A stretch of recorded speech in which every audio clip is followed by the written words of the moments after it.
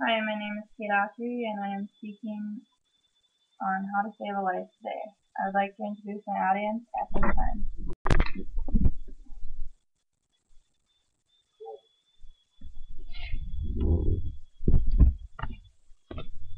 My speech today is to show a demonstration on, when in doubt, how to perform CPR if given the chance in an emergency situation. CPR is something that has been around for many decades and that everybody is well aware of what CPR is. It's also known as cardiopulmonary resuscitation. It saves lives daily and has been proven to be effective and efficient if it is done correctly. An interesting fact that I found was that, just a question for you guys. How many people who know CPR would actually stop in an emergency situation to offer assistance? Do you have any idea? Well, the answer is 80% of the public know how to perform CPR or have had CPR training in the past, but only 15% would stop in an emergency situation. Why? I don't know. Probably because people are more too happy now, and even though there's the Good Samaritan that protects them, but I just thought that was interesting. So, you guys may have a question about why am I talking about CPR, or how am I qualified, or how do I know about this topic? Well, as I am a student nurse, and by researching the American Red Cross and the American Heart Association, I am current in regards to CPR, and I am competent in my CPR skills. In addition, I have actually had to stop in an emergency situation and help a victim out. Although he didn't need CPR, I would still like to touch briefly on what that emergency situation consisted of. I was leaving my house and I was going to go get my sister from volleyball practice about 5 miles away, and as I was driving northbound, I came across this man who was in and out of the ditch. He was up the road, down the road, everything. And as going to nursing school, I thought, well, is he drunk, or maybe he has some medical condition that's causing him to lose control of his vehicle. So I basically stayed out of his way and went and got my sister and kind of told her about it. And as we were coming back, and I took the same road, and I noticed that this little small blue S10 pickup that this man was driving had ran into a telephone pole. So I pulled over, I told my sister to call 911 and to tell the emergent personnel where we were located and that this man had been in an accident. And as I approached the scene, I, with caution, of course, because there was a telephone pole that was hit and his truck was billowing smoke from the hood. So as I approached the scene, I saw that this man was bleeding from his face and that he was able to get out of his vehicle when he was coughing. So I pulled him onto the shoulder, or not the shoulder of the road, but the highest part of the road, away from his vehicle, so if it were to explode, he wouldn't be in the fire. And I grabbed what I had from my car, which was a towel, and I told him to apply pressure to his nose to stop the bleed, and then I got a blanket from my car because he was complaining that he was cold, to make sure that he wouldn't go into shock. It wasn't longer than 10 minutes, and the emergency team was there to take over, and this is where communication is key in the healthcare field, because as you know, if one person takes over from another, they need to know what was going on before they got there. So I told them what I had done and what I had witnessed about the accident, and they took it over from there. So that is just a key insight on, you never know when somebody's going to need your help to possibly save their life. So now I would like to show you how to perform CPR, and I'm going to need to call on one of my audience members to do that. So, well, actually, let's just back up a little bit. First question that needs to be answered before I can demonstrate how to perform CPR is when should you perform CPR? Do you know when you should go about performing CPR? Anybody?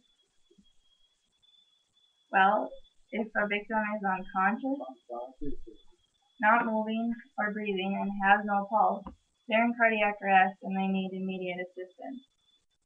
And most importantly, CPR is based on chest compressions and rescue breaths. In addition, if you approach the situation and the patient or victim is in critical care, you need to call 911 right away before you even start your chest compressions. So when in doubt, start your chest compressions and call 911. In addition, you need to make sure that you're doing those chest compressions correct and you're effective in doing it. If it's an adult, you're going to push 1.5 to 2 inches down on their chest. If it's a child, you're going to push 1 to 1.5 inches, and if it's an infant, you're going to push half to 1 inch down on their chest. An infant is slightly different because you don't use your hands and you don't have to cover such a large space because they do have a smaller diaphragm.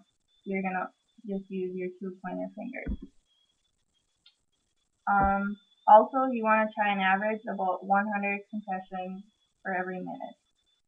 So, making sure that their chest recoils every time you compress so that they're expanding and you're giving them that chance to get that airway moving throughout there. So now that you know when you should perform CPR, I will call on my audience to perform how to perform CPR. Yeah, just lay down. Just focus completely down next to it.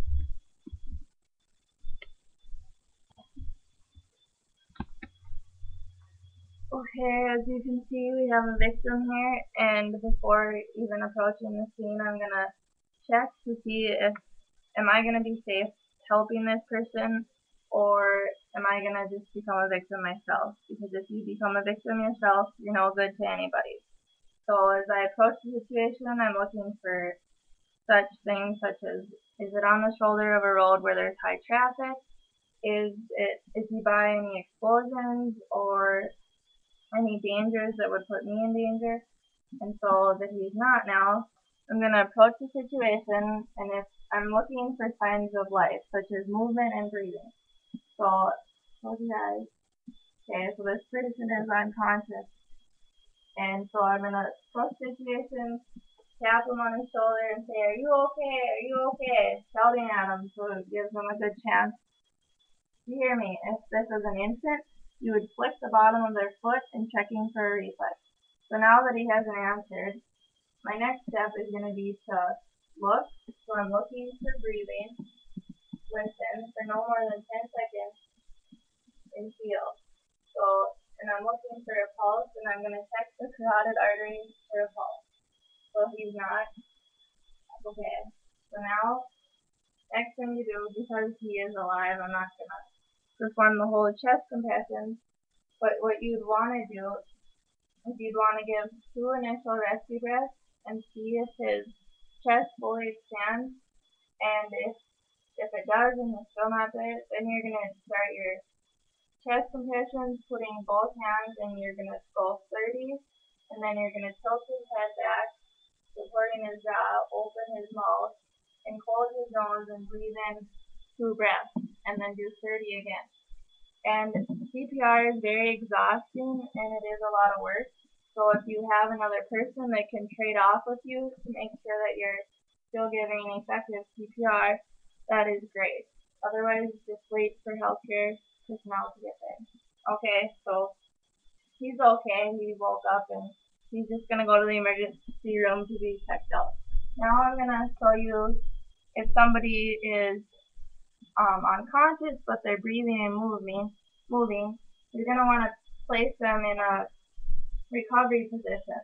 So what I'm going to do is I'm going to roll him on his side, and I'm going to support his head and put this arm straight up, and he's going to lay it on his arm, and this one across his chest, just like he's doing, and then this knee is going to be brought up, and then I'm going to get on the back side of him and I'm going to kind of roll him towards there so that it keeps his airway open, and that way if fluids or anything were to come up, he would be able to get rid of them instead of having the chance to aspirate those into his lungs. So.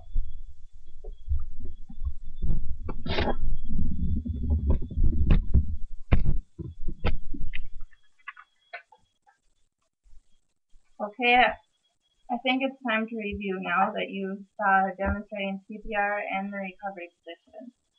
So I hope that you all understood what this speech was for, and I think that you can apply it to your everyday life because you never know when you're going to have to be called upon to save somebody's life. But in doing so, you just have to remember that you can't save everybody, but you're there for a purpose and a reason, and that you're trying your best. But let's look at the highlights. First of all, if the person comes to, you're still going to be monitoring their airway, breathing, and their circulation. In addition, call 911. If you're unsure, that's the best thing you can do is call 911. So if you come across an emergent situation and you don't feel confident in your CPR skills, you can at least call 911.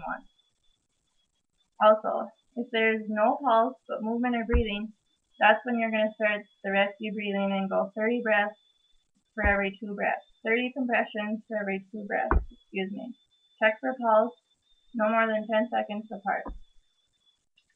In closing, I hope by listening to this speech, it provided you with the need-to-know information on how to perform CPR and how communication is important in the healthcare field.